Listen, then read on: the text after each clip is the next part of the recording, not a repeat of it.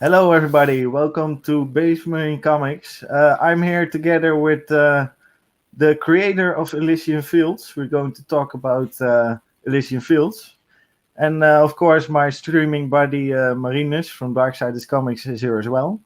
Everybody. Uh, yeah, introduce yourselves a little bit to the audience. Then I'm going to put out this link on Twitter as well in the meantime. Yeah.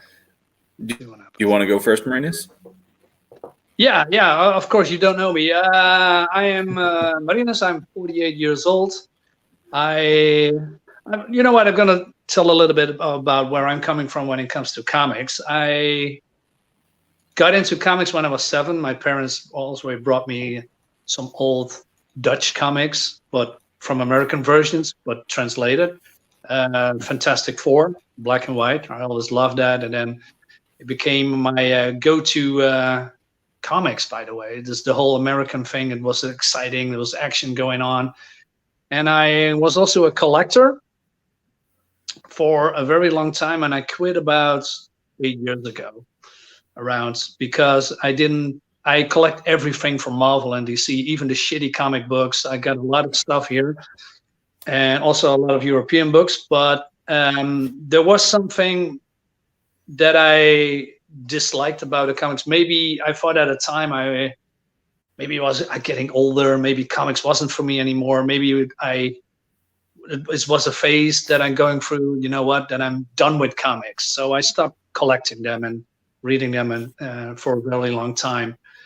But I try to keep up with what's going on in the American industry, and then I believe 1 or 2 years ago, I met on YouTube your boy Zach, Richard C. Meyer from Jawbreakers, and he was so passionate about comics, and he basically brought me back to comics. So I wasn't hesitant. I was hesitant for backing on crowdfunding because I heard a lot of bad things about it. But yeah, the book looks so good, so I took a plunge. And at the same time, I backed Cyberfrog. I backed a lot of books at the time. And I was hooked. And from that moment, I came back to comics. So I started collecting comics again, but not the new ones, not from Marvel anyway. I collect mostly older, you know what I mean? I collect mostly older comics from DC, trade paperbacks a lot, and some European comics as well. And I'm decided, you know what, I'm gonna make my own comic. But how to do that? Because I'm not an artist, I'm not a writer per se. So I backed a comic from a person, a writer called why am I blanking? Gilbert Deltres. He made a lot of comic books on Indiegogo already successfully. And I love the artist, by the way. Who is he working with? So I approached him, and I say, hey, you know what? I want to make a comic. Are you interested? But he gets a lot of emails, of course, from people who wants to work with him. So I starting to write or create a universe, as you will, with characters, backgrounds, etc., etc. And he was pleasantly surprised, and he wanted to work with me. So basically, I hired him and the artist, and we're doing a pre-launch campaign next month to my comic book. It's going to be, yeah, absolutely. It's been almost a year in the making, but COVID throws a wrench in everything, as you might experience yourself, I think. Yeah. So we're making a black and white 40-page horror comic, and well, maybe if I can show you a little bit later. I have to look things up. But yeah, I'm completely new to this as well. I mean, I'm just a fan. I'm love reading comics, but nowhere I'm a professional or anything. I'm just learning the ropes of what's behind the scenes, how things are going. And I have a tablet here. I'm doodling on my tablet in Photoshop, but I have to. It's harder than I thought it would be. I mean, sometimes I was doing very, very good, I think, for myself, and then somehow I have a block in my head, and it's still there. I have to still to go back and doodle and draw, I mean, I think I can draw a bit, but the whole Photoshop programs thing from here and there, that it's harder than I thought it would be. Yeah, absolutely. But so yeah, by making a comic with other people who are making comics themselves for a very long time, it helped me understand how it works. And people could say, well, everybody can make a comic. Well, yeah, that's true, but there's much more than making comics and drawing. You have to account for the price, the cost, the shipping, the delays, etc., etc. And you have made a comic, so you know exactly what I'm talking about. So for me, it's still a learning curve, but you already done that. So yeah, I'm maybe you can share your experience a little bit, how you experience. Well, what was the thing that made you gonna make comics? What was the turning point for you that you want to do that? I think that interest in comics is something that you need to really start with, and a lot of that starts when you're a kid. I had two older brothers growing up, and they'd end up watching me a lot, and so like I would get into things like X-Men the series, Spider-Man, all these things, and then I would sneak into their room and read their comics, and so comics was always something that I loved growing up, and then that's something that carries on when I got older, and this is my first comic, but I've been kind of in the industry on a different side for the past few years. I've done I've worked for a whole bunch of industry sites, like I got started back when Movie Pilot was around. I was one of their verified creators, and so I did stuff for them for a little bit, and then I had I had my own two blogs that I did for a little bit, and I worked for Heroic Hollywood for 2 weeks, and that was a nightmare. And recently I got picked up by Up Your Geek in the last year and a half or so, and that's been really good. And so I've been involved in this industry for a while, and when you're on that side and you're looking at comics and breaking it down into like what works, what doesn't, and noticing strengths and weaknesses in the books that you're looking at.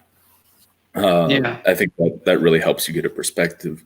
And so eventually I started to, I don't think that there's a single kid that grew up reading comics that at one want to make one of these.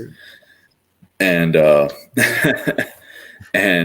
so like after years of people telling me like, why aren't you doing this?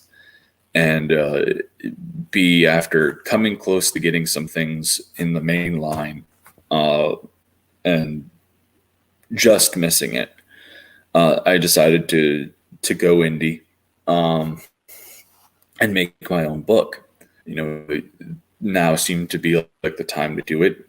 There was consistently, you had indie campaigns getting started up and making like like for smaller guys, like anywhere between like 20 and 50,000 for like big names that have YouTube personalities and everything. They're hitting like 100K. So I was like, okay, well let's give this a shot. And that's really how this happened.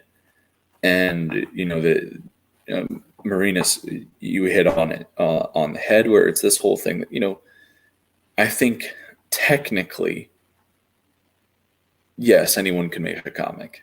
But the question is, can you make a good book? Can you make a good comic? Exactly. Because I think that there's a lot of things that go into that. And if you're just making a comic to make a comic, and you're not there to like really push yourself and really master your craft and put every ounce of yourself into this, you're not going like you might make one, maybe two, but people are going to look at your book and they're going to be like, and they're not going Yeah. to come back. And it's not something that you can just consistently throw money at. Like unless you're working at a job where you're making like over 6 figures, like this isn't Yeah. something that you can just do as a hobby. It's very much a job in and of itself, between, actually writing the thing, which is a very different process. As I said, I've written reviews, and most of my creative writing that I had done before was in prose. So to switch over to doing a comic script was very different and very unique.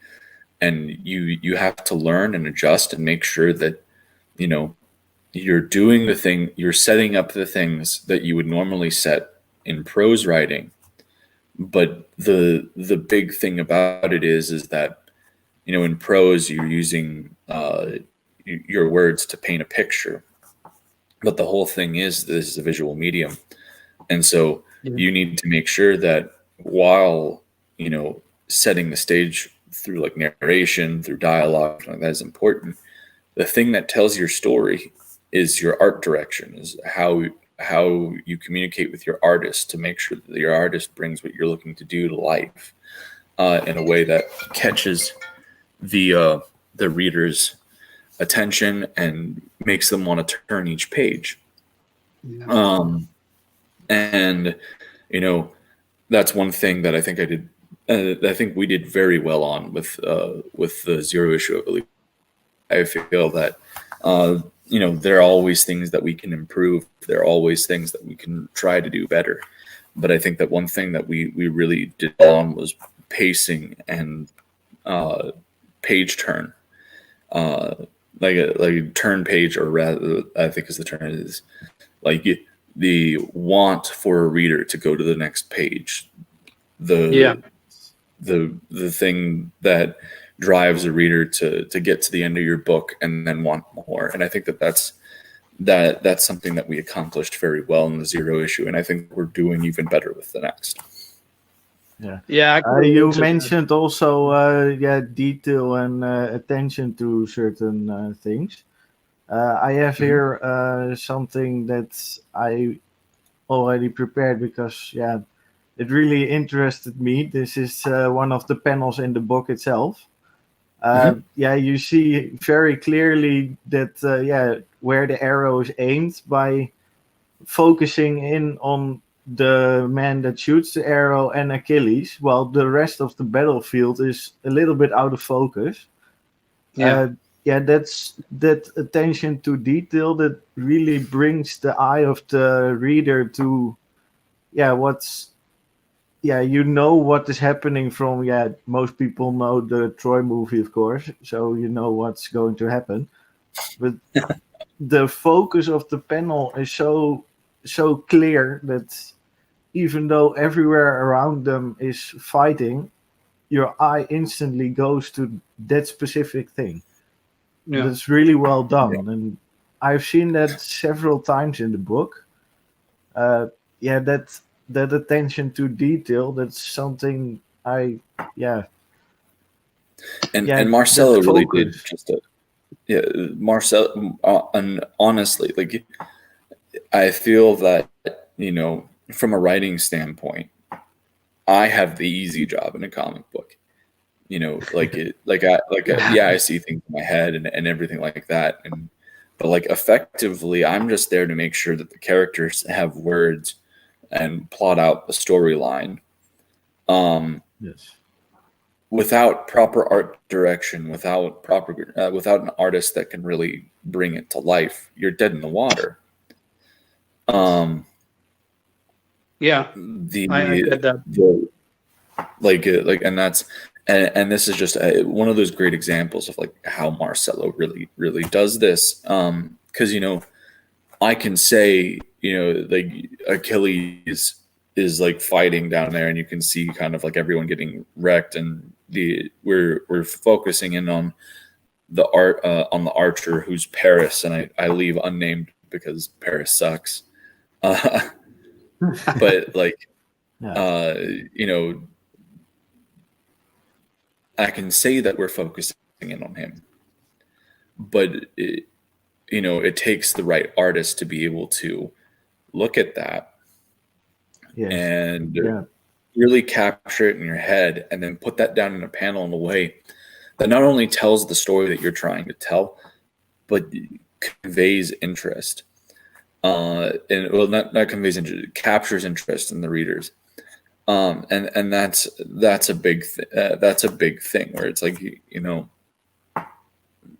you really need to make sure that you do have these little things, that there's attention to detail and what have you. And there are things that I think we did very well with that. There are things that we can improve on.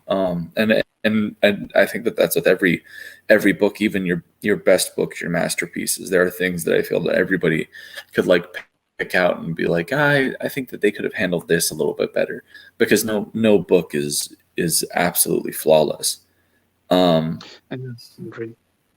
Yeah, but Because that's with everything creative, because every single person looks at it differently. So I work in a museum here in the Netherlands, and I literally see hundreds of people every day looking at the same painting in a completely different way. So Yeah. that's everybody looks at art in their own their own life That's all. experience with their own eyes. Some people see completely different things than other people. So Yeah, and Exactly. that's actually a really cool experience to have. Like that's awesome.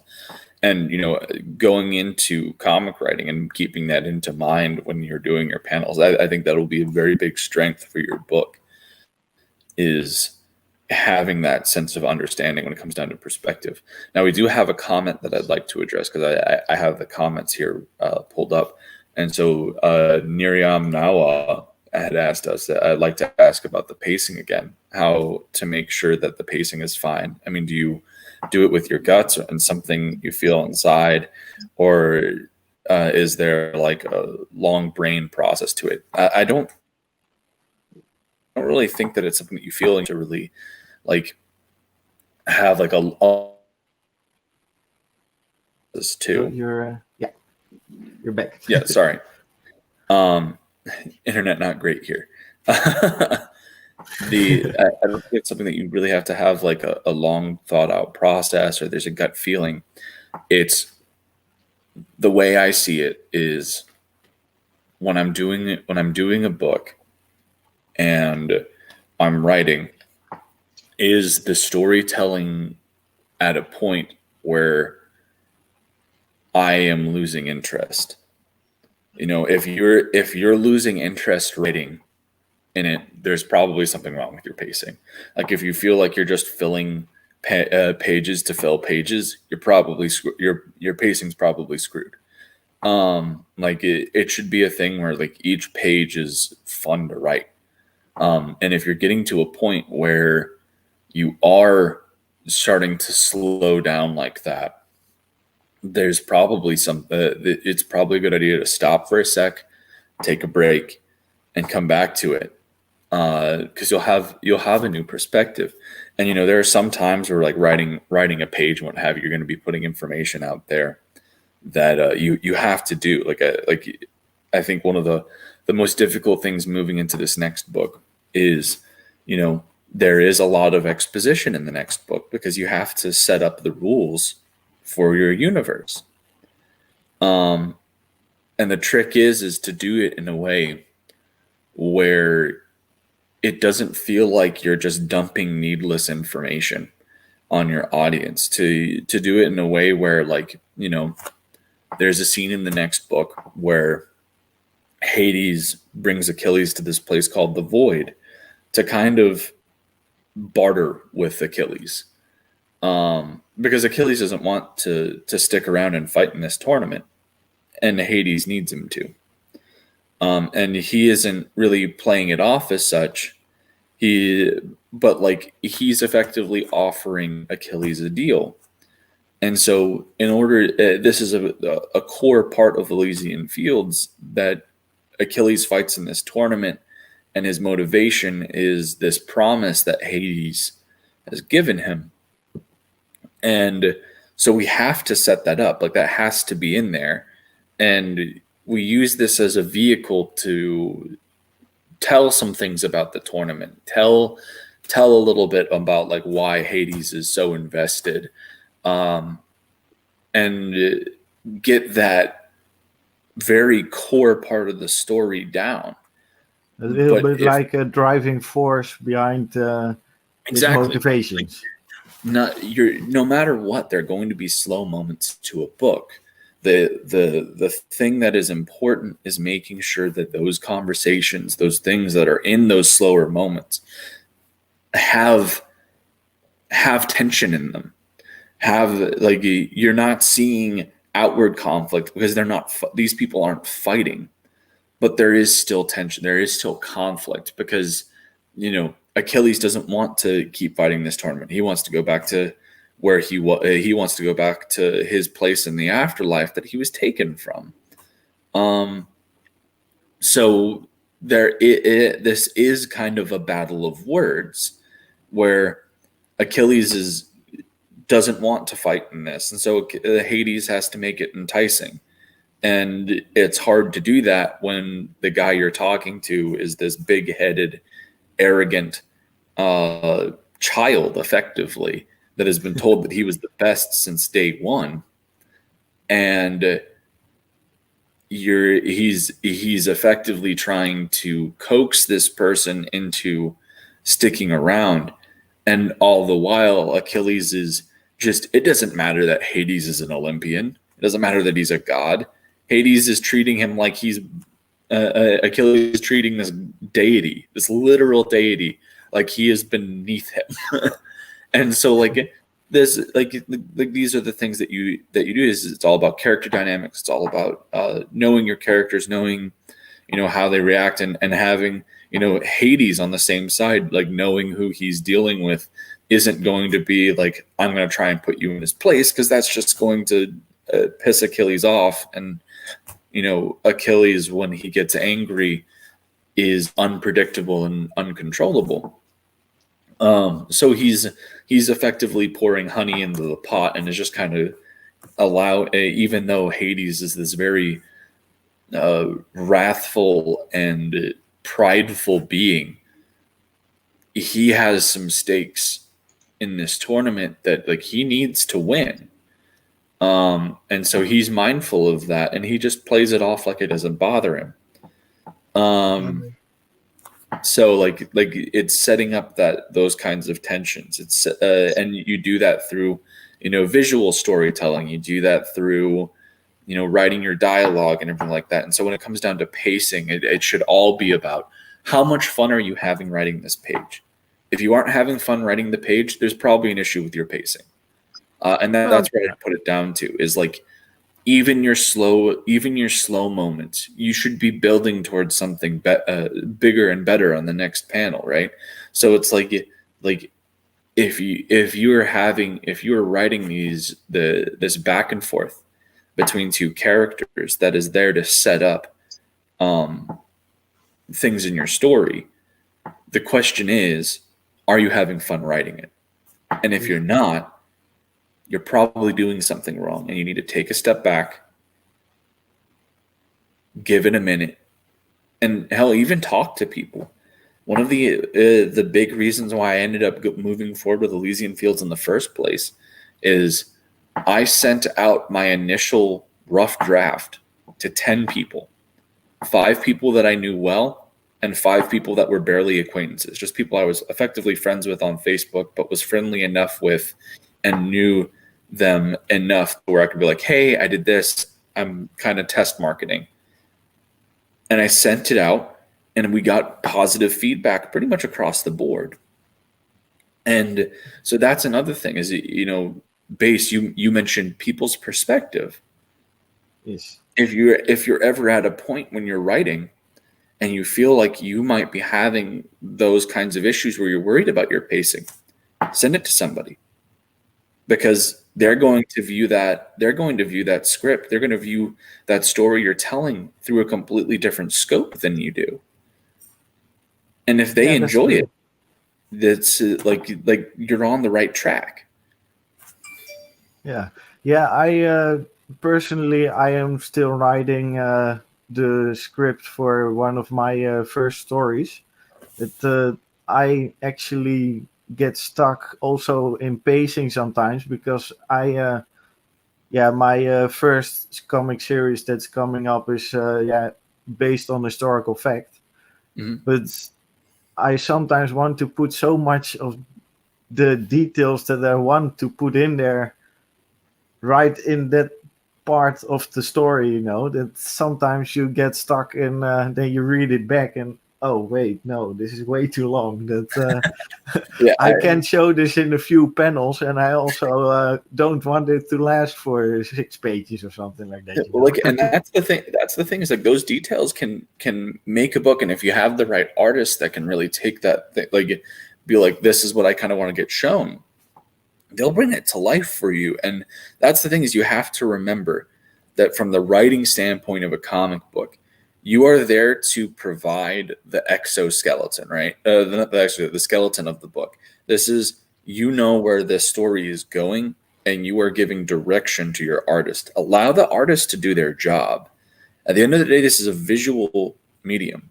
I try to keep like any narration or dialogue boxes. I try to keep it within 5 or 6 sentences, right? Yes.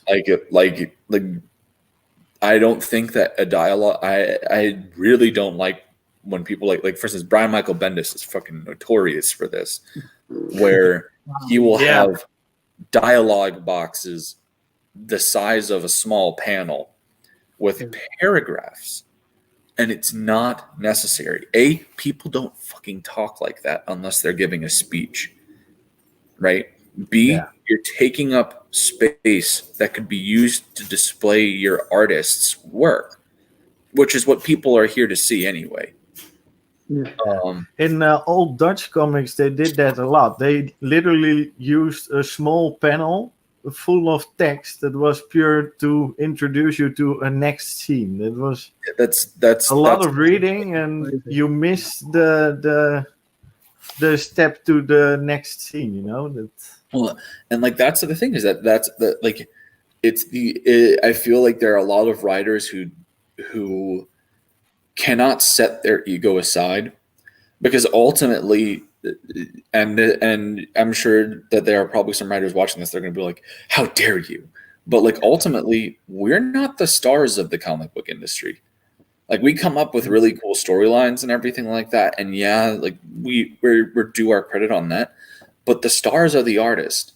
The thing that what are the things that bring in somebody to a book? Is it the writing or is it the cover? Is it the writing or is it the interior art?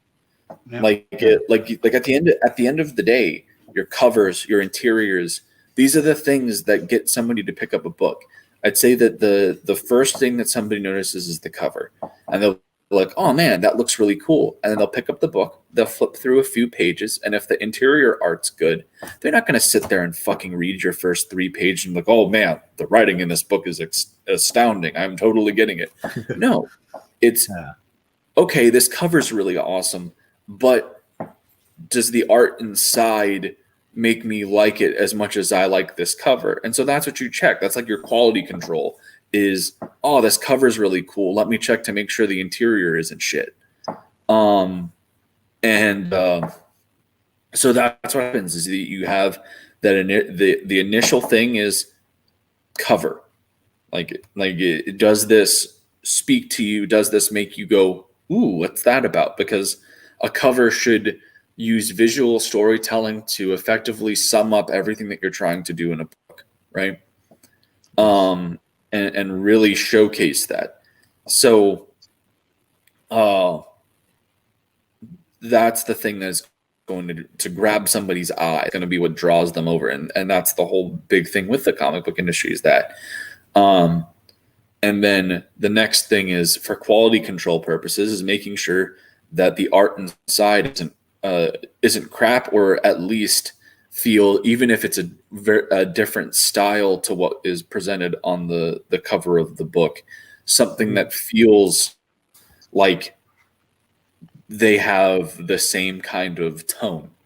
an atmosphere. I remember Marvel, and I'm gonna be doing a lot of when it comes down to comparisons, I'll probably be doing a lot of negative to Marvel. Unfortunately, as somebody who grew up a huge Marvel kid, but like I remember a few years ago, Marvel released a Black Knight series, and the cover of the first issue was this beautiful, I think, digitally painted piece that was amazing, and it boasted these super dark gothic horror fantasy vibes, almost like Berserk in that cover.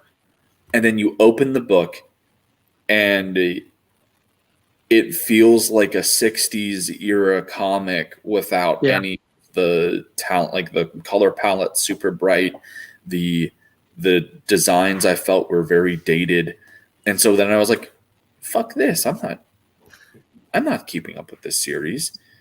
Taking the word out of my mouth. Absolutely. I mean, it's what I said. It was a couple of years back that it's going on for a long time that Marvel, especially Marvel, putting out beautiful covers and what's inside is totally different from what's in the outside. And it pisses me off so much. That's unacceptable. Like for instance, I have on the next book of Pyramid Gambit, I was so fortunate and got Kevin Sharp and Alonso Espinoza, who did the Dragon Guard on Indiegogo, who are the art is the art team for the Dragon Guard on Indiegogo, and their work is phenomenal. And I had them do a cover of the book, and yes, their art is stellar. It's superb, and as much as I love Marcelo and I think his work is awesome, there's a reason why Kevin Sharp's able to charge what he charges for his cover rates and everything like that. Like. He's on a completely different level because he's an industry veteran. He freaking worked on the Annihilation Nova run. So it's like the guy is a gem in the industry. But when you open my book, yes, there's a difference of style, but the tone's the same. There's consistency. So that's the most important. I've seen that with different campaigns as well. That Marinus and I talked about it a few streams back as well. That I think it was the Peregrine cover that's still funding now. That Marinus he backed the cover from the painted cover, and I backed the original cover A. And he asked me, like, why do you choose that one? And I told him, this is the original creator, and this shows what's inside. And with the painted cover, it looks really beautiful. I have nothing against it. But for me personally, with variant covers, you can sometimes get expectations that for the inside that are not consistent with the art on the outside, and that's for me it's not a problem to have a painted cover that's different, but for me it was the choice to take the original cover was because the painted cover, the heroine of the story, looks completely different. Yeah, well, I'm a sucker for alternate covers, so sue me. Yeah, but that's he's cutting out. He has a little bit internet problems. He will be back soon, I guess. Wait to come back. I'm coming back as soon as well. I'm just staying here. Let's wait for Mike. Yes. Okay, then I'm going to show a few of the covers. Michael gave me the. Here he is again. Yeah, sorry about that, guys. Wi-Fi is no worries. Issues here today. No, but like I completely understand base, and in fact, I have something to show you guys here for a screen share. So just to give you guys an idea of what I'm talking about. So I'm gonna put up the Dragon Guard cover, right? Yes. So let's see. I backed Dragon Guard. He's great. Reminds me of He-Man. Yeah. Yeah, like that's the whole thing, is that it's kind of this love letter to 80s cartoons. And so we have this one. That's the Dragon Guard cover, right? You got this very epic feel. It's gorgeous. It's bright, colorful. Yep. Really captures the tone of our book. And so then we have. Well, I'm going to stop sharing this one. I'm going to close out of it, just so I don't move this up. And so this is an interior from our book. That is it has become one of my favorite pages, if not my favorite. And you guys getting a special look here. So, wait, is this from the second book, or? Yeah, this is from the second book. Ooh, okay, cool.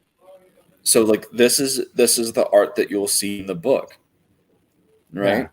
So it's Very definitely a different style, but you still feel that same tone. You have this dark setting, and it's just epic. Yeah. You look at and this, similar colors as you well. feel like you're looking. Yeah, it's dynamic. It's gorgeous. It's got that dark tone. It's got everything that you see in that cover. It's just different stylistically, and like that's the important thing. Is like don't get me wrong. Marcelo's art here is great. Kevin Sharp and Alonso Espinosa, they did. You're cutting out again. The page looks great. Yeah, but that's the thing is like when you get that Dragon Guard cover, you're not going to open Elysian Fields of the Pyramid Gambit and be utterly fucking disappointed with what's inside because it doesn't feel like the thing that you saw on the cover of the book that made you want it, because like that's what you should be accomplishing, is making sure that your cover is comprehensive to the tone that you're trying to set. It's funny that we talk about that, because that's actually one of the reasons why I ended up making my campaign, was because there was a book on Indiegogo that I had saw that I almost backed. I'm looking up the name of it, and I talked about it on a JD Calderon show. What is it about? Maybe I can help you.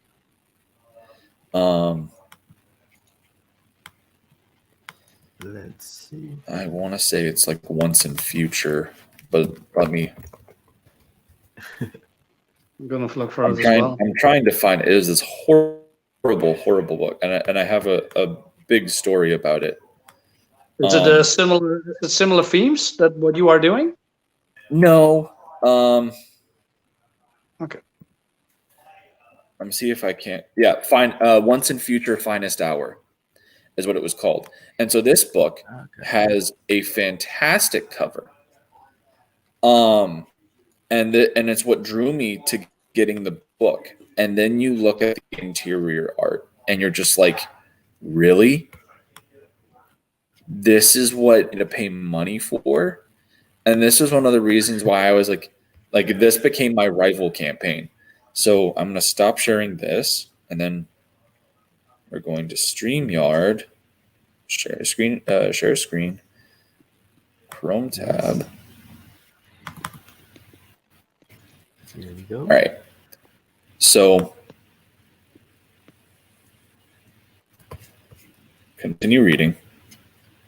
Okay, So the campaign is ended. Yeah, the campaign ended. So I'm trying to see if I can. All right. So that's the cover. Wow. Yeah. That's completely different. That's the cover, and then you scroll down, and look at this trash. Like, he draws airplanes really well. I'll give him that. But especially look at this garbage. The cover really gives expectations that are not going to be met in the book itself, it seems. Yeah, but it's also completely different. I mean, if you have a super fantastic, high detailed, realistic art, and then the interior is like a cartoon show. That's the other thing, is that cover, the cover is very anime inspired and everything. It looks clean. It looks really, and then you open the book and it looks like it's drawn by a 10-year-old. Yeah, but trying not to only emulate the anime, art, and I'm but just like, also the coloring is are you different. fucking serious? Well, like, and then you start reading what the book's about, and you're just like, okay, no, I have no interest. And so like that was one of the things is, you know, when my campaign was going on, hers that person's was still live. I was like, I need to make more than this fucking book. like that was like my six margin was must read more than however much this clown has. And when we surpassed it, I even had posts. I like now that her that person's campaign is closed. I definitely don't feel bad about ousting it at this point. But like back then,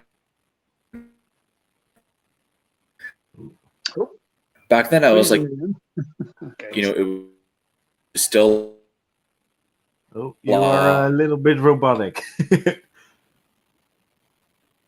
You're cutting out again.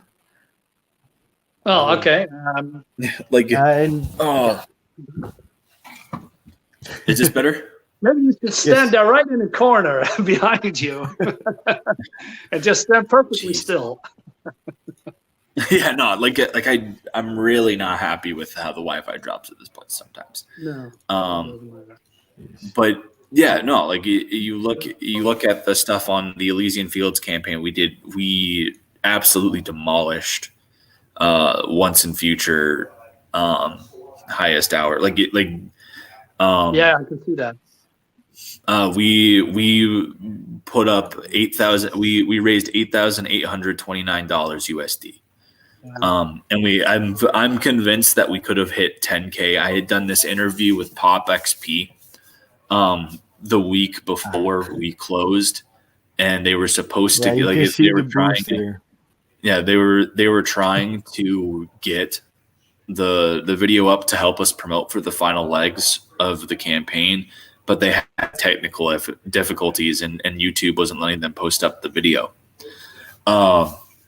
So it didn't get up there. But if I'm convinced that if we had that up, if we had had that Pop XP interview, we would have hit at least 9,000, and we probably could have hit 10.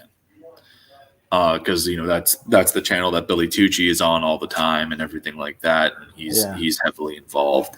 So like I was just like, it's unfortunate, but like I'm not going to complain about an $8,800 campaign. Oh, we like, gonna make it. Yeah. Like especially for right out the door, getting up to 8K is a huge deal. I know creators that have been at this longer than me and haven't broken like 3 or 4. So to get surprised me as well. I mean, is this then maybe that how you present your book, or maybe the tone of the book, or maybe the topic? I mean, this is coming from a movie with mythological creature and character. Yeah. So like the big thing is that like obviously, you know, Marcelo did a great job with the art and everything like that, and we had a lot of really good like we had a story that I felt people were really excited about. But the biggest thing is promotion, and if there's any advice that I could give to either of you when it comes down to getting your book out there, is make sure that you are doing as much pre-campaign promotion that you can to build hype. We both started to talk about both our upcoming campaigns a little while ago. We are of course trying to build our YouTube channel, so we are more and more on Twitter and that stuff. That we're trying to get a little bit of what the bigger creators in CG keep saying what's important. We try to integrate that in our own little systems as well. But well, we already have a cover ready, and I'm gonna show it to you if you want. And great. Well, I cannot show it too much because we are doing the second cover. It's in production right now, or in Awesome. the artist is making. Yeah, I mean, it looks great, and the tone of the book is exactly what is inside. And by the way, the artist that is making the cover is also the artist that does the interior work. That's So, good. Yeah, absolutely. I mean, I love his art. He's very good, in my opinion. I would hope so. Yeah. Well, okay, you know what? I'm gonna search for it on Twitter, and I'm gonna show you. So give me a second. No, that's and like that's the big thing is we have that Dragon Guard as like our special variant of it, but I did a cover for the next book, which I think turned out pretty good, and then Marcelo did the main, and that's the one that's up on our pre-launch. That's also the final page in the zero issue, right? Yes, it was previewed there, but like we now, as you saw, we had our logo get a whole makeover. One of the guys that's doing cover work for our next book, for Pyramid Gambit, redesigned our logo for us, and it's tremendous. Adobe is acting up a little bit. Yeah, I can see that. It looks like it's having an aneurysm. Here, let me help you out. 'Cause I've got it on my end. Just need to scroll up. The PDF is crashing a little bit.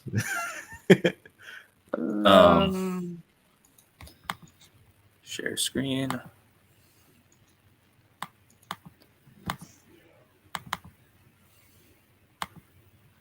All right. Yes, that's the main cover.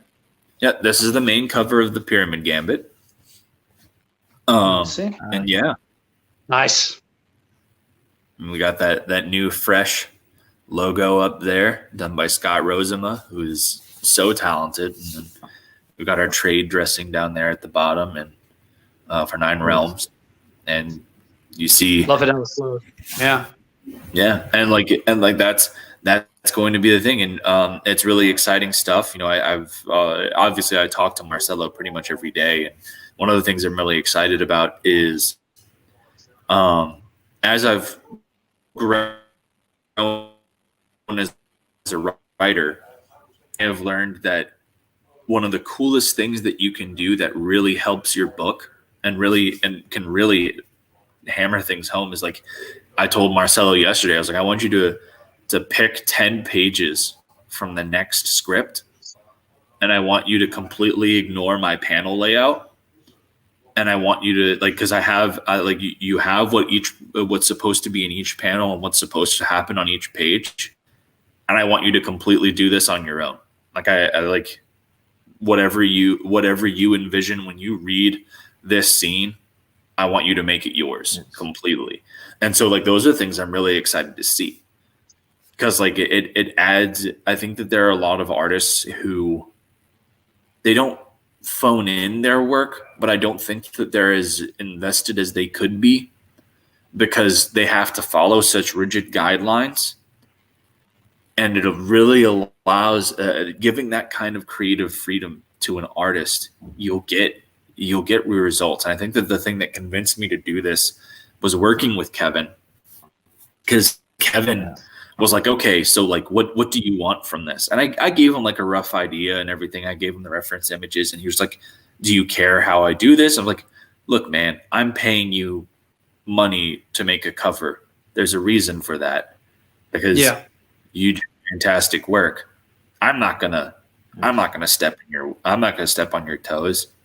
Like, I have a general idea of what I'd like for the cover, but if you think you have something better that's more dynamic that would really sell, go on ahead with it.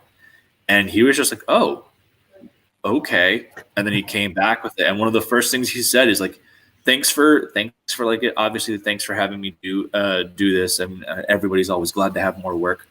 But the second thing he said was, thanks for allowing me really just the creative liberty to run with this. A lot of people don't. Cool. And so that's another thing I would say is, once once you get to a point where you're comfortable with your artists and everything on the interior, I'd say give them a chance to really take what you're trying to do and make it their own. And I think that the results are going to will speak for themselves, because they are just as creative as the writers are. That's how they do their job, is they see what we write and they're able to envision it and put it down on paper through art. So speaking of, if I can ask you a question, when I look at or watch historical movies like like Troy or some other sword and sandal kind of movies and comics, I always look for how they made the armor or the costumes. I mean, did you create the costumes yourself, or do you have reference from movies or other comics or so to create the helmet or the body? When it came, it honestly all depends on like which character. For like Achilles, Achilles' design wasn't really inspired by anything that we've seen in pop culture. I had a book. My dad used to read me this beautifully watercolored version of the Iliad and the Odyssey, and so I had sent Marcelo a reference image of there's a picture of Achilles in that book with him putting on his the armor he gets from Hephaestus for the first time. And that's always how like I've pictured Achilles in my head. But I was like, in the drawing, Achilles is like older and buffed up. And I, like when you go through and you actually like study the mythology and everything, Achilles was between the ages of 13 and 16 when he went to Troy. And so by the time of the Iliad, which is in the 9th year of the siege, he's only in his early 20s. So I was like, I want you to severely age him down. Achilles should look very young, because he was, and that's the whole point, is that this person would die young but have all the glory under the sun. It would be remembered for thousands upon thousands of years. And I have my own personal gripes with things like Troy and what have you. I'm sure if you've watched me on any live streams that have brought up Troy, you've seen me go on a tirade, so I'm not going to go into that too much here. But like that was something I wanted to. Oh man, I love being on Michael Bancroft's show. He's good people. Yeah, I mean, he's great. And you brought something up as well, some kind of thing that you put on your head. So you did see the one that we did here a few days ago. Man, that he got me right off the bat. That whole video started off with him playing the scene where Achilles and Hector start their fight towards the latter half of the film. And I just went, "You son of a bitch." And he just goes, "Yeah, this is what your book is about. It's what this is based on." And I was just like, "You bastard." I love Michael Bancroft. He and I have gotten thick as come start as a hat group. He said, and then you know what? I can come over here and have a hat as well. I mean, if we start up by a hat group, well, this is my only hat that I have. But yeah, it's not Achilles, but hey, it protects my head, right? Something like that. And that was the thing, was that as I said on that show, if we hit the 20K barrier, I'll get that stupid lion mane helmet. I'm gonna watch that.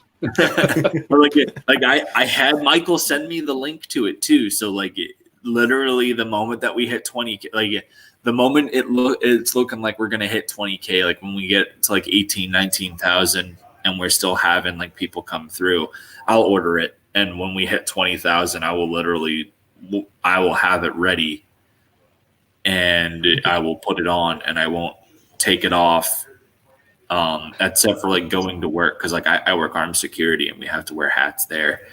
But I won't take it off for anything but going to work and going to sleep.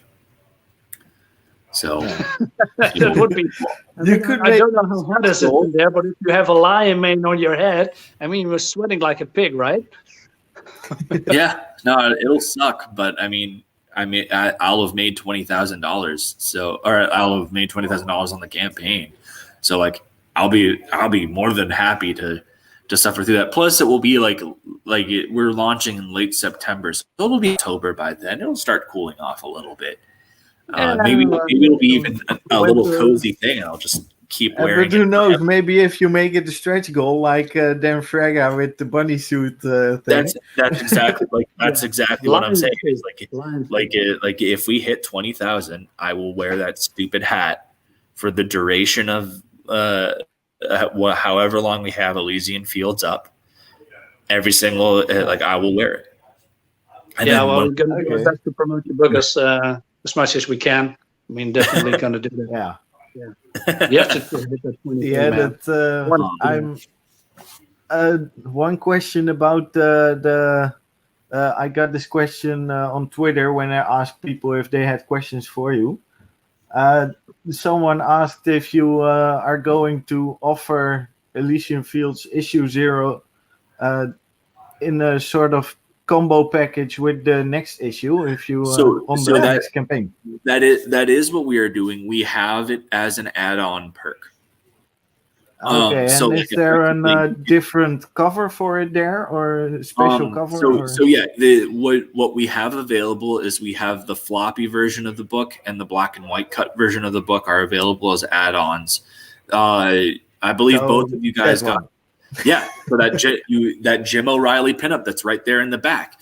That's the cover on the floppy, and then the Von Randall black and white cover that you guys have in the art gallery. If you want, you can pull that up on the digital. If Adobe isn't throwing a temper tantrum, I'm going to try, but and Vaughn knocked it out of the park with that piece. When I got it back, I was like, "Oh my god, it's so good!" So that's I really love this. I mean, it's so. I mean, heroic looking, like he's screaming in the air, like he's won a battle or something, and then also his shield that he's putting up. So I'm invincible, or I did it, or but the whole image shows the aggression with which he uses the spear. Yeah, no, like he is. Jim did such a good job with this piece. I have no complaints. And then the second one, the black and white cut, we have the Von Randall. Yeah. That was. That's not. So you actually go down. Yeah. This one. This one is so freaking pretty, and it's so indicative to what Elysian Fields is about. So, I've talked about it in a few streams where Achilles' character journey is this conflict between the person he wants to be and the person he's always been. So, like, if you look at the reflection of Achilles' helmet, you have the scene of Achilles and Patroclus looking up at the stars while Chiron shoots the flaming arrow across the sky. And so like that's really beautiful. I saw it. It's beautiful. Yeah, Absolutely. and so like that's his whole goal with all of this is to return to Patroclus. So it's like, that's what he wants to do, and that's what he's hoping to do with Hades's deal, at least initially. But then you have him, and he's in his full battle attire. He is ready to go fight, and that was the whole deal with it, was that Achilles at the end of the day has always been this warrior, has always been this person seeking glory. And so throughout this book, that's going to be a inner conflict that he has is he when he gets to the end of this tournament, what is he going to choose? What is he going to choose to do? Is he going to be the person he's always wanted to be? Is he going to make that different call for the first time in his life? Or is he going to still be that glory hound, that the glory seeker that he was in Homer's stories?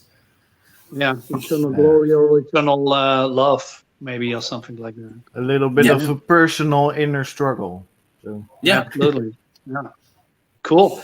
And another question. I mean, I see a lot of mythological beings in there. yeah. And like Memnon, or is it Memnon, or is it, no? It's not Agamemnon, but is Memnon. You see Agamemnon briefly in a flashback, but Memnon, who is was this warlord of Ethiopia that came to Troy in the stories to try and take Achilles down as like a personal flex, and Achilles makes pretty short work of him. And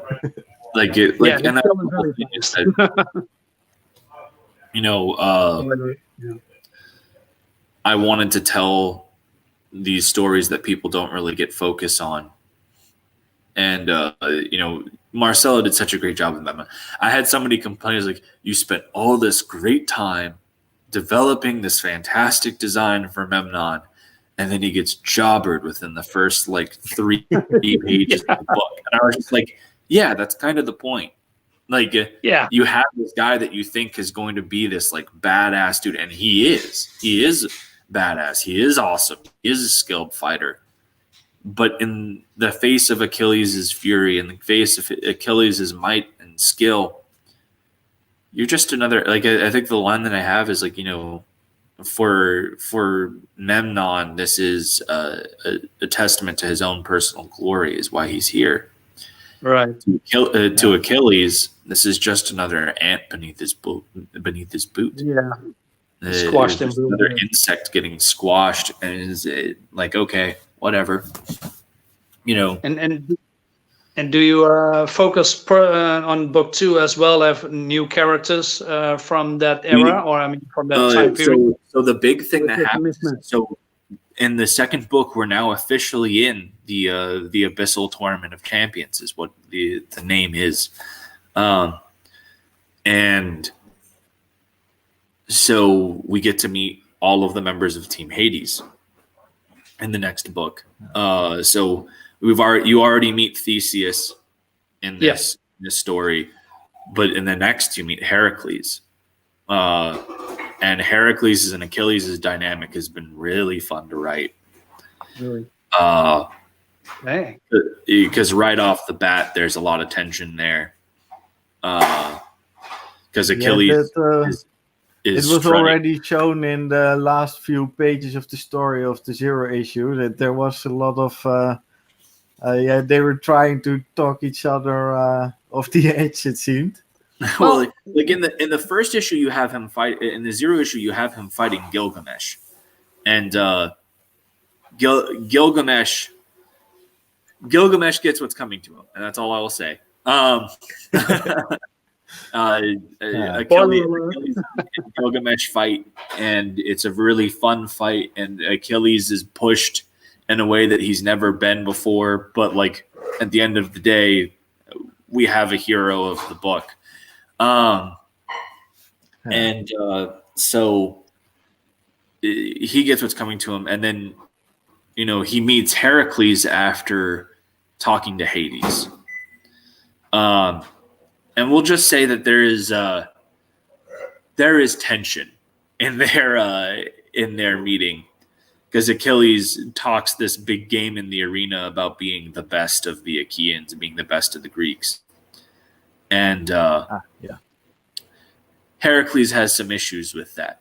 And we'll just leave it there. Isn't that so that, if I remember correctly from the mythology, that Heracles is also has a similar how do you say, personality trait like Heracles? I mean, he is. Yeah, I would like it. I have they have a very similar idea of them being the best, but Achilles is more refined.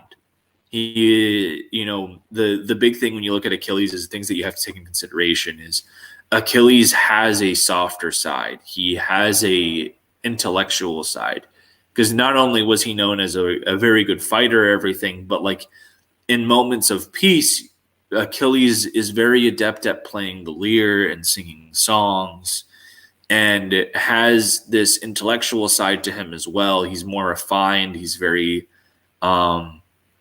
he's like that mix of both worlds of the warrior and the philosopher. And Heracles is just a big dumb. No, I don't mean to say dumb, but like he's the big dumb strong guy that hits shit really hard. He likes to flex his muscles a lot. That's not to say that Heracles is stupid or lacks depth, because he has a lot of depth, and I don't get to really play with that much in Pyramid Gambit, but I'm already in the process of writing the next book, which I'll let you guys know the name of that off air, because I'm not going to take away from Pyramid Gambit, but I'll give that to you guys as a special treat for having it. Okay. And speaking of, if I can may ask that, will there also be mythical creatures in there, like there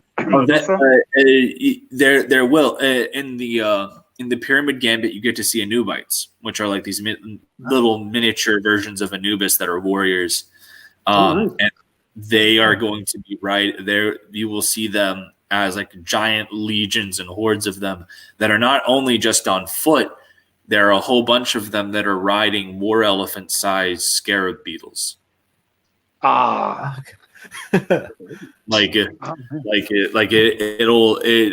some crazy shit that happens in the next book. You'll just have to wait to see that. But and so we do plan on bringing in like mythological creatures and everything in there too. Like the gods can effectively throw anything into the arena that they want, so long as they have the mana to do it.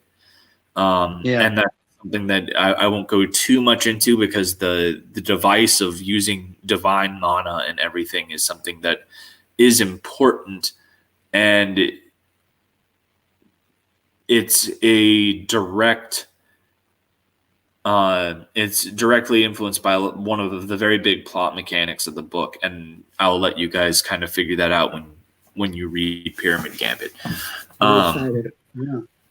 But it's actually kind of interesting that the gods can just put anything in the arena, because you could also see things like a Minotaur gladiator kind of thing.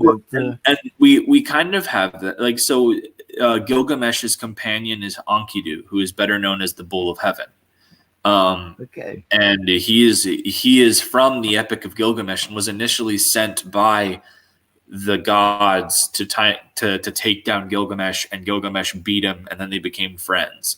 And Enkidu joined him on all these different adventures in the Epic of Gilgamesh.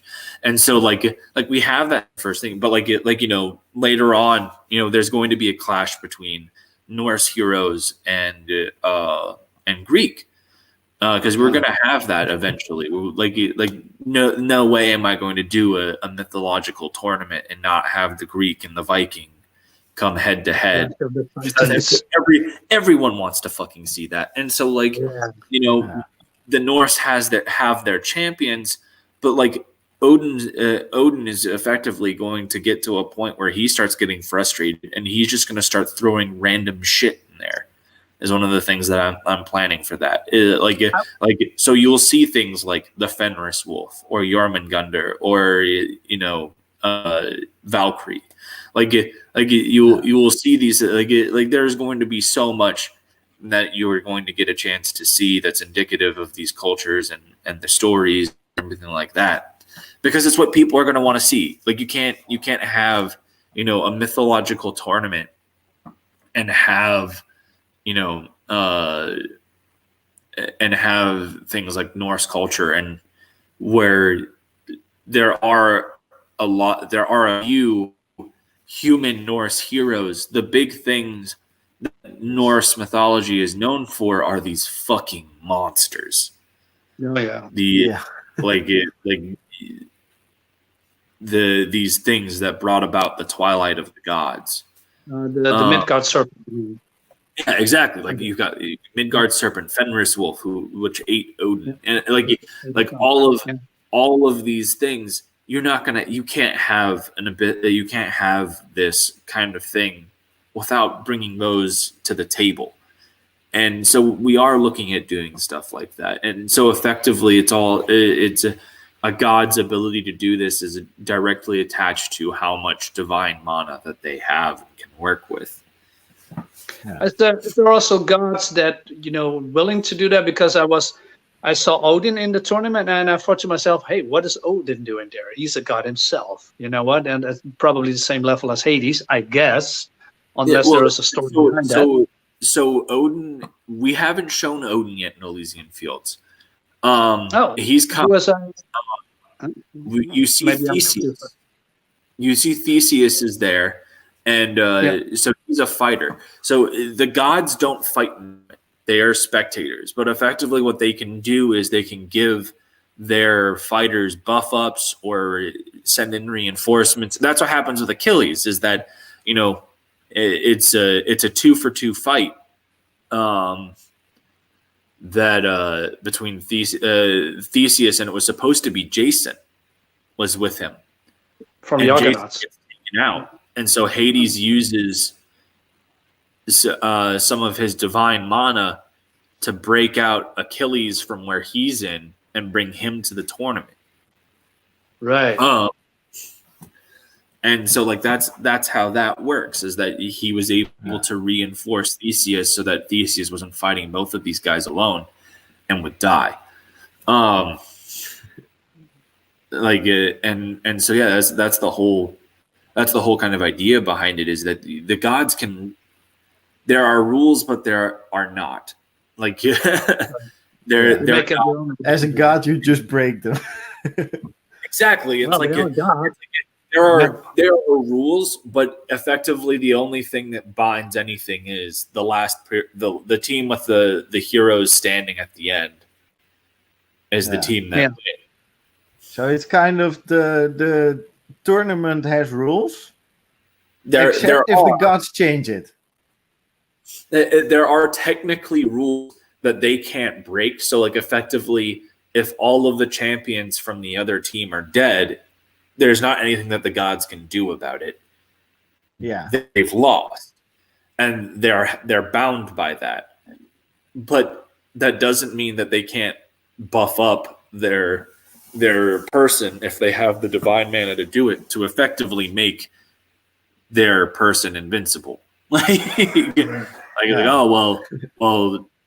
can't do I kind of wanted it to feel like, how when you're a kid and you're playing with your best friend with your action figures, and you have your superheroes, and they're like, well, I'm gonna give this guy this power, and that's kind of what writing is like. Is that they're these petulant children that refuse to let their champions lose.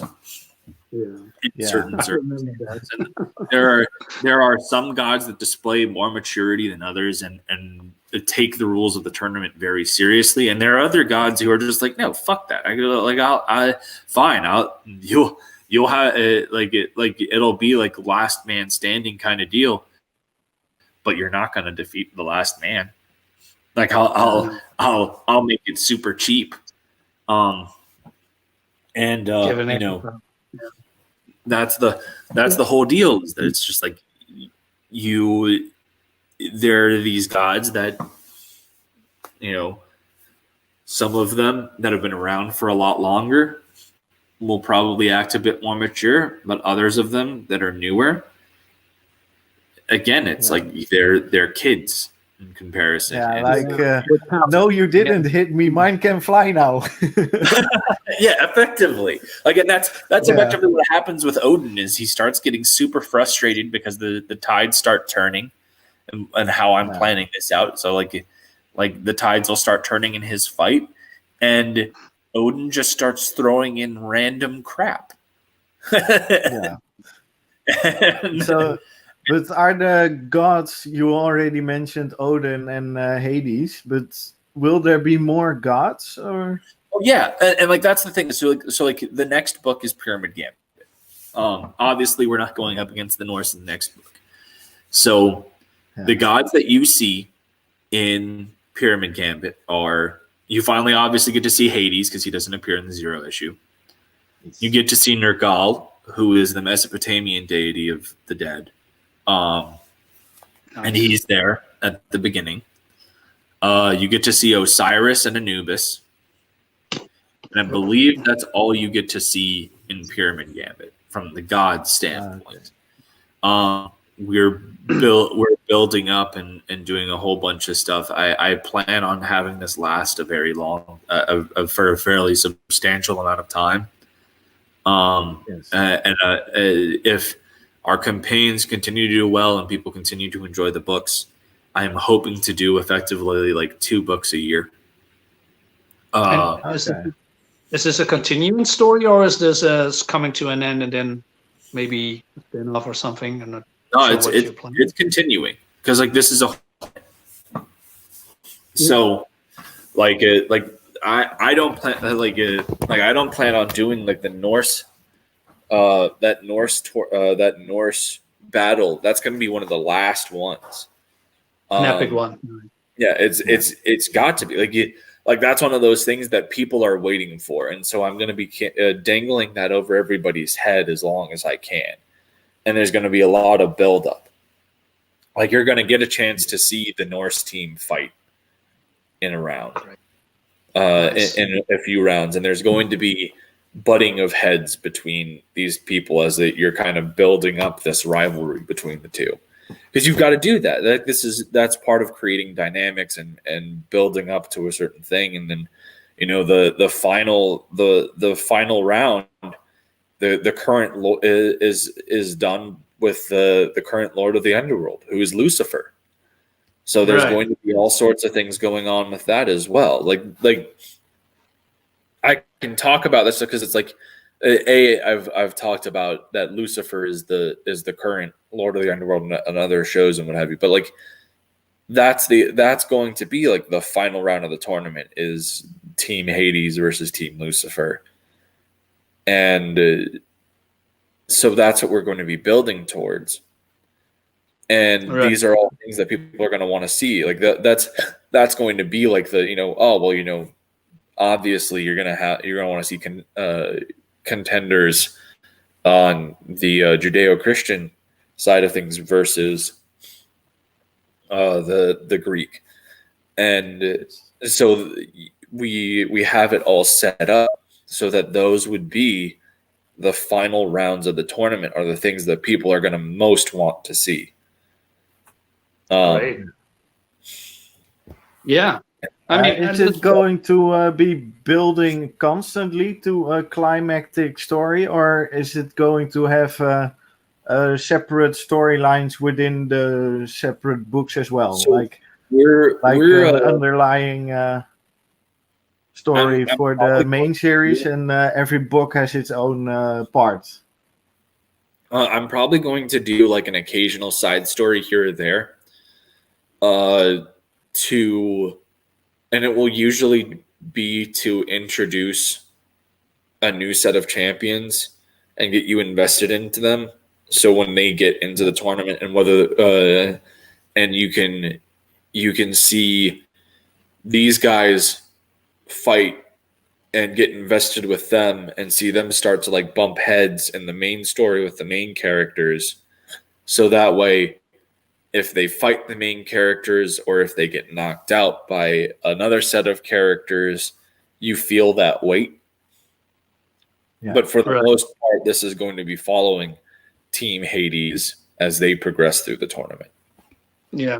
So basically you are creating a complete universe, and maybe you are branching out in the same universe with different heroes and different villains or different monsters in the mythology and in the world of mythology, by the way. That would be very cool. And then not sure if you're going to do that, maybe bundle them together. I mean, that is what we are trying to do. We are going to do maybe 5 or 6 books in black and white, and then going to bundle them together, maybe in color with different covers as well. And that's the whole thing, is that like already on the next book there's a hardcover collector's edition of Pyramid Gambit that collects the 0 issue and Pyramid Gambit. Nice. And what I'm probably going to do is when we complete the next book, we'll do something similar, because I think that the next book will finish up the first round of the tournament against Team Osiris, which is just Imhotep. Are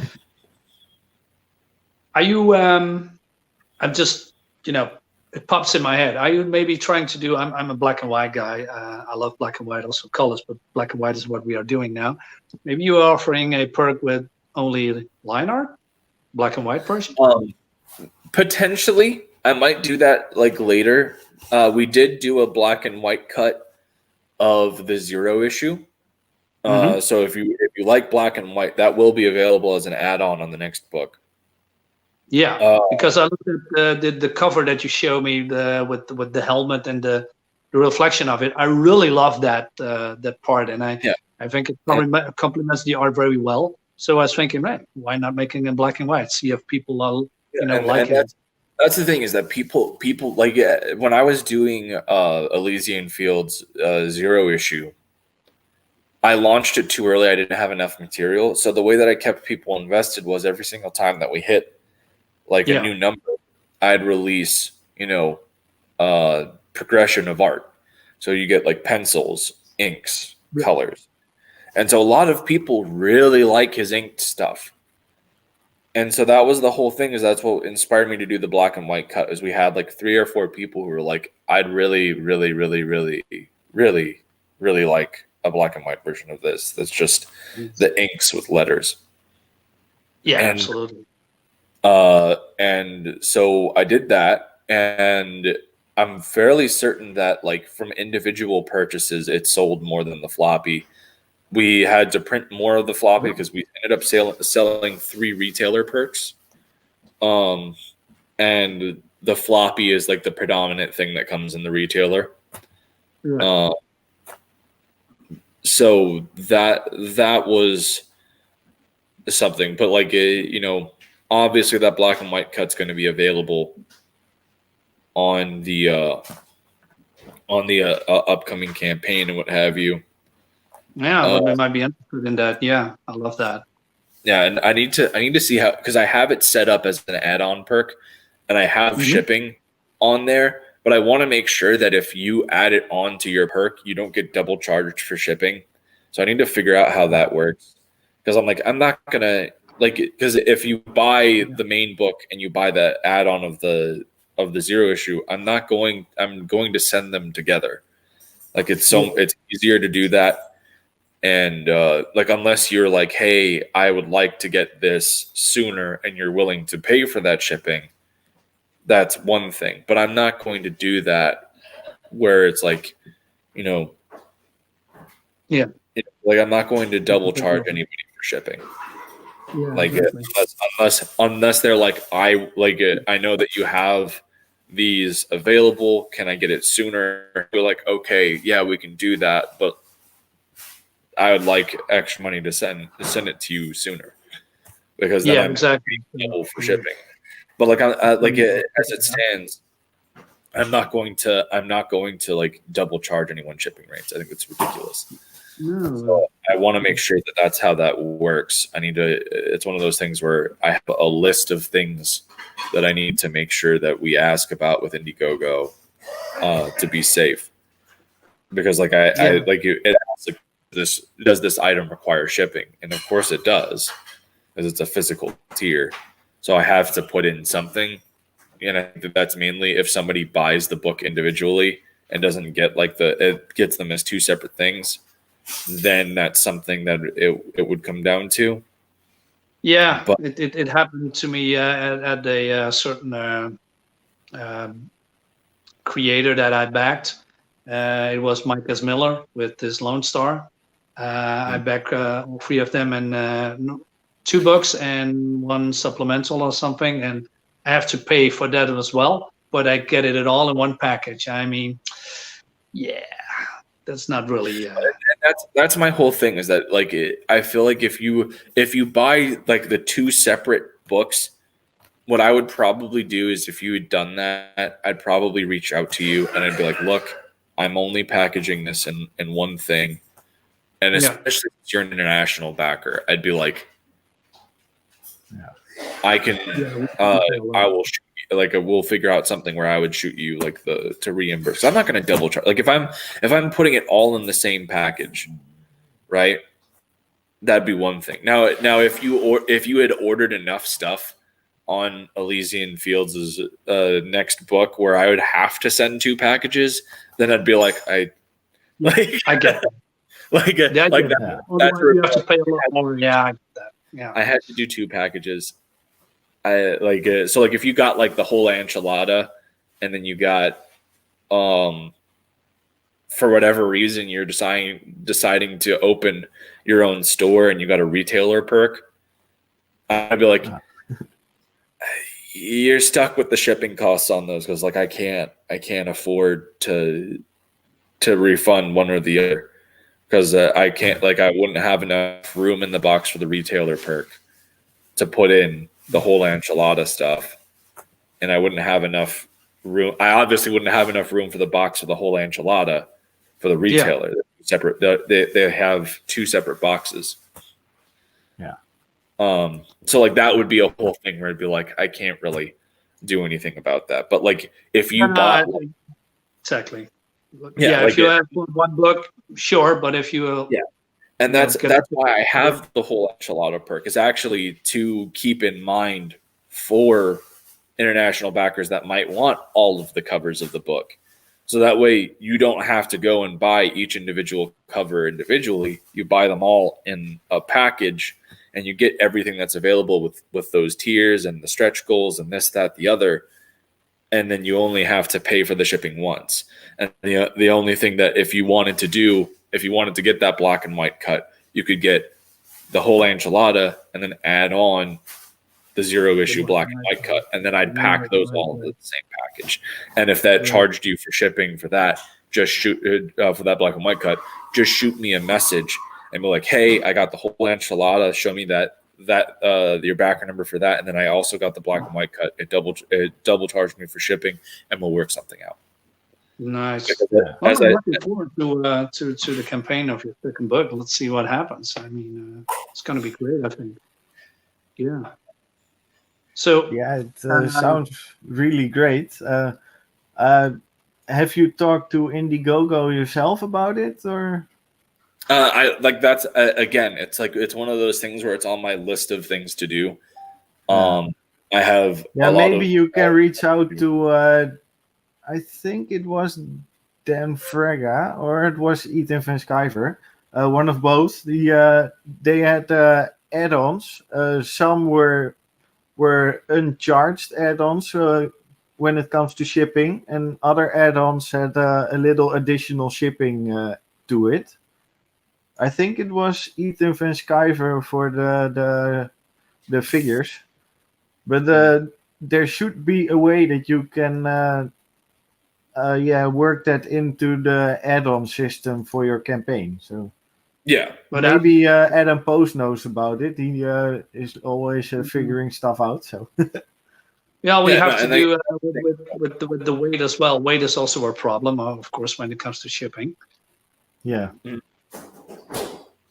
Okay. Hey, Jeroen, yes. Before I forget, sorry I could cut you off, but hey, Michael, you want to see the cover before I forget? Yeah, because I'm running out of time on my end, so we should probably wrap this up here shortly. Sure. Yes. Okay. So, Jeroen, can you share it? The screen? As soon as you share your screen, then I can put it up. I get the option here on my tablet, so I'm not sure why. I only get my cam and chat and it's because you're on iOS. There's a lot of funkiness. Okay. If you send the link on Twitter to me, then I can open it up here. Yeah, or you can. Are you on Twitter right now? Yeah, I have it open. Why don't you go to Gilbert Deltres? If you look that up. Gilbert Deltres. And I'm gone somehow. What's happening? Let's see. That's probably, This is it, but found it. yeah. Okay, wait. And then Oh, if you that's scroll it a pretty. little bit, Hold on, I got you. so probably the second one Yes, here we go. from 2 August. My name is in there as well. Yeah, It's not a really yeah. high-res picture, but gives you an idea what we are going for. Yeah, no, that looks really cool. Thanks, man. Yeah, we have yeah. talked about that a little bit as well. I thought it had a little bit the green plasma light kind of ghost stuff. Yeah, It gives me a sort of a monster face kind of feel for the house. The house eyes is and the mouth. Let's say things are happening in there, but that is all I can say. Yeah, this is the vibe that we are going for, and yeah, we can talk a little bit later because we are talking now with Michael about his campaign. But Yeah. this is what we're doing, Michael. Hope you. I'm going to show you lots more when the time comes. Don't worry. Of course. I mean, and it looks great, man. This is really Thanks. exciting. And you said that you're looking at launching you're doing the pre-launch within the next month. Yeah, I talked to the writer who is doing the campaign, by the way, because I was so new to the whole Indiegogo campaign. I can create stuff, right? I can create characters, universes, backgrounds, etc. That I think I'm pretty good with. But when it comes to launching a campaign with the whole shipping, I was totally unfamiliar with that until now. I probably could do it, but we have rearrange it. But that I'm sorry, I said it wrong. I spoke to Gilbert and he said, you know what, I have some experience with that. So he's going to launch the campaign and we're going to do a pre-launch. And then we hopefully when we have enough people, then we go launch next month or the month. That's great, man. Like it looks very it looks very good. Like it's a really solid yeah. No, because I had it in my head how the characters and the whole house would look like. Well, of course, this is not the exact house, but it's the cover. But it has a similar feel to it. And but then the artist created this, and I was blown away. I said, "Wow!" And the second cover, who is even better. And I'm going to do something with this cover as well. But I can also not talk about this at this point because it's a work in progress. You see it soon enough. I'm gonna blow everyone away with what I got in mind. Okay, hey, Jeroen, thanks for sharing. Yeah, of course. You wanted to close it out, so I have a few final questions for you. Yeah. Because as we could see on the campaign page a little bit back, the campaign just about crossed the goal. There was I think it was in the last night of the original campaign that it crossed the set goal, right? Yeah. That I was one of the people that tried to get the book out there, and I backed it myself in that night. So yes, when we were on Mandy Summers' show, I remember, and you guys, oh man, I honestly words can't describe how I felt. I had to go off camera for like a little bit to just get myself together because I was on the verge of openly weeping. Really? It must have. I think. Yeah, how do I say that? Most campaigns that most people follow, they exceed expectations for in a very short time because they are always on the big streams and etc. Yeah. And you yeah, you already said in the beginning you don't really have a channel focused on the book itself. Uh, how did you manage to push it, the campaign itself? So you don't really have a YouTube following I and all that. So I got on shows, man. Like that's what it is. Is like if you yeah, don't have the YouTube following, if you don't have any of that, you go to the people that do. And there's a lot of people looking to advocate for indie books, whether they're yes, Comicsgate, whether they're non-Comicsgate. It doesn't really matter. Indie is indie, yeah, and sure, a rising tide is good for all ships. And so you have these people that are just looking to get stuff out there. You know, yes, I've been on JD Calderon's show twice. He's phenomenal. Mandy Summers, I've been on Right. at least twice. And I'll be going on again here after we launch the actual campaign. I've been on Michael Bancroft shows twice. I've been on Shay's channel. I did the initial oh thing yeah, for good. Elysian Fields, and I've been on her writing pros. Yeah, Indie Advocates, Indie Advocating Network on Facebook and everything. I've been on there with Varian Grant, who's literally all you have to say is I'm indie and I have a book, and he will have you on his show. Like, yeah, at least to talk about it, and you get a bump there. And Indie Vault Radio has a global audience that reaches. I think the last one I was on, we got up to 75,000 people listening. Like, oh, like Wow. there are all these people who are looking to promote this stuff, and they don't care about any of the silly politics and anything like that. It's about making good books.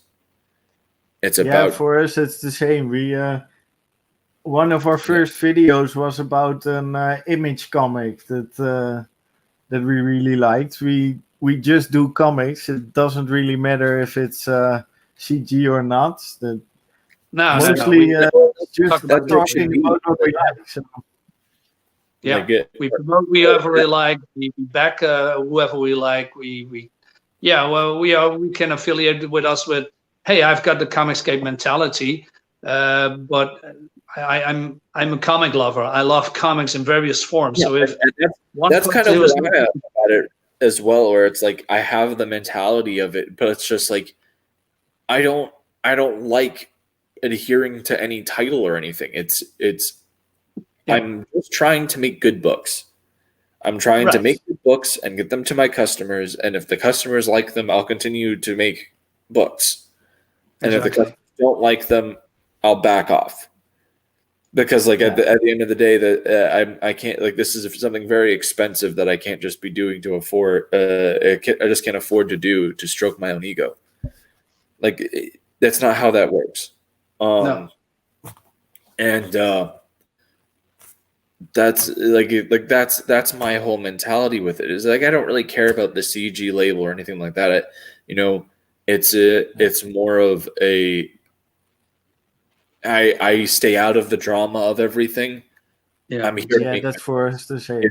if you have the CG brand on your stuff and you want to back my book, awesome. If you don't and you want to back my book, awesome. I'm fine with talking to whomever. I don't give a shit. I just want to make good books and I want to get my books out there. And I think that's the that's most important. mentality should be for everyone. Yeah, it's to me it's Comicsgate got me back in comics itself, but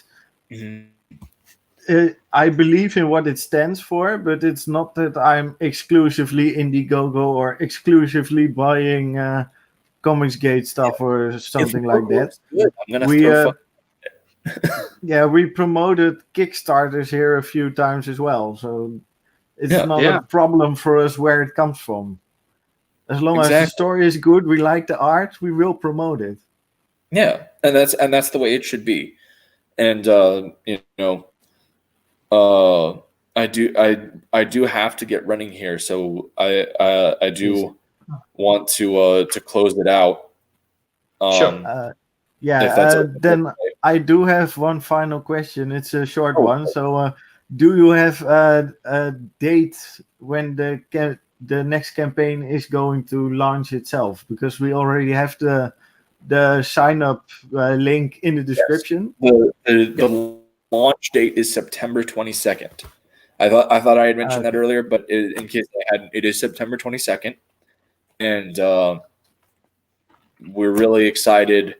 We have some big announcements coming that I can't give just yet because not everything has been signed and everything like that. But we do have some very announcements coming about the campaign and some stuff that we're doing for one or two of our tiers that I think are going to excite a lot of people.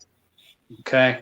Okay. Then I hope to see you back as soon as you launch, if that's something you would like to I would do. love just same thing as before. Hit me up when you'd want when you're free to do it, and we'll get it all set. The more promotion that I can do, the better. Yeah, it's great. Yeah, of course. We like talking to other creators. We like promoting the stuff. So we really like to have you back as soon as your campaign launches. Okay, then. Yeah, for now, the people that liked what they heard during the stream, the link is in the description below to sign up for the next campaign. Also, all our Twitters and YouTube channels are on there. So follow us. Let us know what you think about it, and we hope to see you again. And has any one of you final words? I mean, no, I really enjoyed talking to Michael. I mean, I know where he's coming from and what his thought process is behind it, and I got a lot of new insight of his comic. It's great to hear. So thanks, Michael, for being here. Yeah, of course, man, and thank you guys for having me on. Sure. Yeah, okay. sure. Then. Oh, well, see you next time, everybody. Yeah. Bye. Bye.